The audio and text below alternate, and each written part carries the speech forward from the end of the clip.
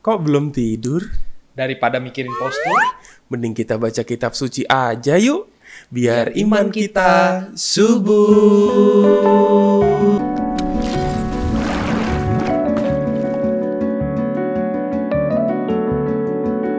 Bapak, Ibu, dan saudara-saudari yang terkasih, selamat malam. Mari kita mendengarkan bacaan Injil untuk esok hari Jumat, pekan biasa yang ke-18. Bacaan Injil diambil dari Injil Matius, bab 16 ayat 24 sampai 28. Sekali peristiwa, Yesus bersabda kepada murid-muridnya, "Setiap orang yang mau mengikuti aku harus menyangkal diri, memikul salibnya, dan mengikuti aku. Karena barang siapa mau menyelamatkan nyawanya akan kehilangan nyawanya. Tetapi barang siapa kehilangan nyawanya karena aku, ia akan memperolehnya. Apa gunanya bagi seseorang jika ia memperoleh seluruh dunia, tetapi kehilangan nyawanya? Apakah yang dapat diberikannya sebagai ganti nyawanya? Sebab anak manusia akan datang dalam kemuliaan Bapanya, diiringi malaikat-malaikatnya. Pada waktu itu, ia akan membalas setiap orang setimpal dengan perbuatannya. Aku berkata kepadamu, sungguh, di antara orang yang hadir di sini, ada yang tidak akan mati sebelum mereka melihat Anak Manusia datang sebagai Raja dalam kerajaannya." Demikianlah Injil Tuhan. terpujilah Kristus. Bapak, Ibu, dan saudara-saudari yang terkasih, mungkin ada sebagian dari kita pernah membaca sebuah buku. Buku ini bestseller di mana-mana, secara khusus di Kuskupan Agung Jakarta, bahkan sampai seluruh kuskupan di Indonesia. Judul bukunya adalah Ketika Salib Terasa Berat, Ketika McD Terasa Enak. Jujur itu saya belum pernah baca ya bukunya ya, karena yang mengarang itu nggak pernah ngasih gratis ke saya. Romo Yosef, tolong bukunya, tolong dikasih gratis biar saya endorse gitu maksudnya. Nah, sekarang saya mau nanya nih sama Frater ya, mungkin kita bisa dengar ceritanya Frater. Frater sebagai seorang calon imam, adakah salib-salib yang membuat Frater itu seakan-akan memanggulnya itu harus, aduh ini berat sekali harus saya panggul. Salibnya seperti apa Frater sebagai seorang calon imam? Saya menjalaninya, tapi saya nggak merasa itu berat, tapi buat orang lain tuh berat loh. Maksudnya ketika misalnya hidup di dalam seminari gitu ya, saya anak Jakarta, seminari di Mertoyudan misalnya. Sebagai anak-anak Jakarta kan nggak banyak di sana, tapi mengalami situasi di mana saya harus belajar budaya Jawa misalnya, atau kita yang bisa ceplas-ceplos, tapi ketika di sana harus nggih Romo gitu. Buat saya sih nggak merasa berat gitu, tapi berapa teman saya ngalami itu berat dan seringkali sekat lah batasan-batasan. Jadi teman-teman yang lain tuh kayak merasa, lu anak Jakarta lu, banyak duit, traktirin kita dong kadang-kadang. Nah itu yang kadang-kadang mungkin bagi orang gila ya hidup di sana gitu. Tapi orang tua saya selalu bilang, saya ngelihat kamu pulang seneng-seneng aja, nggak pernah cerita susahnya di sana gimana gitu. Tapi ya itulah buat saya rahmat Tuhan gitu. Ada salib kehidupan, saya dimurnikan selangkah lebih maju. Oh berarti dalam perjalanan hidup ini saya bisa mengenal satu situasi yang baru. Gitu. Itu Romo mungkin. Ya Frater, kalau saya sendiri, saya memaknai salib itu apa yang ada di luar, yang dari luar diri saya itu bukan salib sih kalau menurut saya.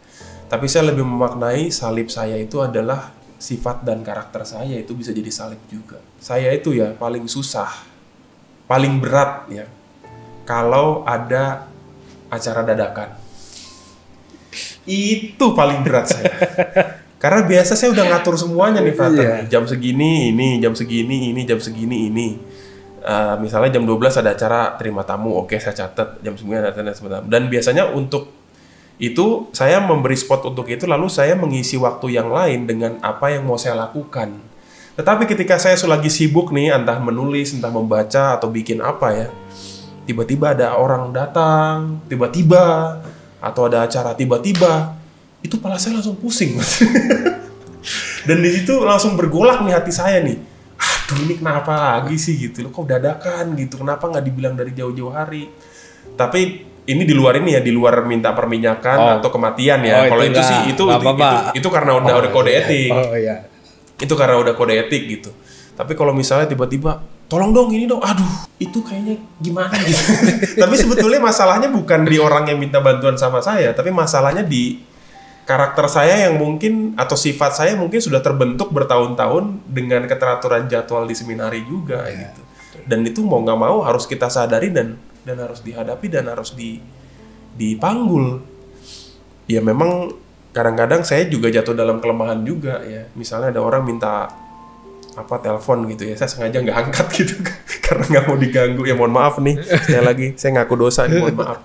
Tapi ya kadang itulah karakter dan sifat yang seringkali udah terbentuk, dan saya kira bukan hanya itu, Bapak Ibu dan saudara-saudara yang terkasih juga pasti punya pengalaman ya. Salib dalam diriku yang harus saya lawan, yang harus saya hadapi, yang harus saya lakukan demi kebaikan yang lebih besar yang harus saya lakukan gitu, demi menolong orang misalnya, demi membantu orang yang kesulitan misalnya. Dan itu kadang-kadang harus berhadapan dengan karakter dan sifat saya. Kalau misalnya ada Bapak Ibu dan saudara-saudara yang terkasih punya, aduh Romo, saya punya ini Romo, emosian.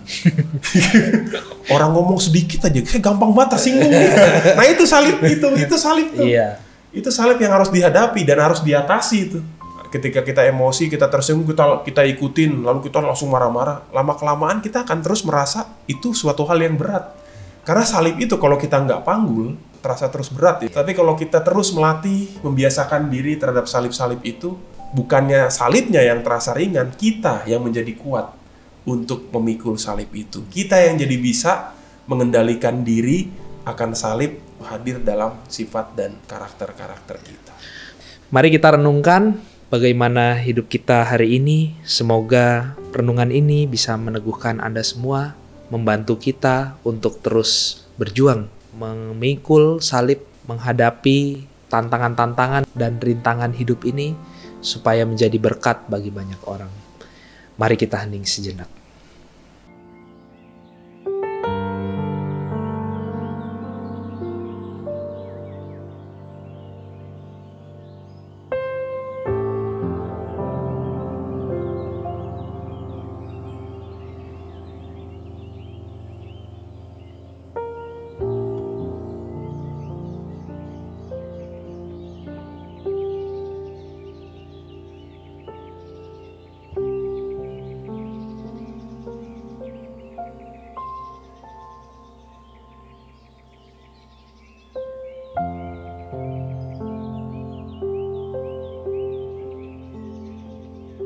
Bapak, Ibu, dan saudara-saudari yang terkasih, marilah kita menutup hari kita pada malam hari ini dengan berdoa tobat. Dalam nama Bapa dan Putra dan Roh Kudus. Amin. Allah yang Maha Rahim, aku menyesal atas dosa-dosaku. Aku sungguh patut Engkau hukum, terutama karena aku telah tidak setia kepada Engkau yang Maha Pengasih dan Maha Baik bagiku. Aku benci akan segala dosaku, dan berjanji dengan pertolongan rahmat-Mu hendak memperbaiki hidupku dan tidak akan berbuat dosa lagi. Allah yang Maha Murah, ampunilah aku orang berdosa. Tuhan sertamu Dan sertamu juga. Semoga kita sekalian dan istirahat kita malam hari ini dilindungi oleh berkat Allah yang Maha Kuasa, Bapa dan Putra dan Roh Kudus. Amin. Selamat tidur. Selamat istirahat.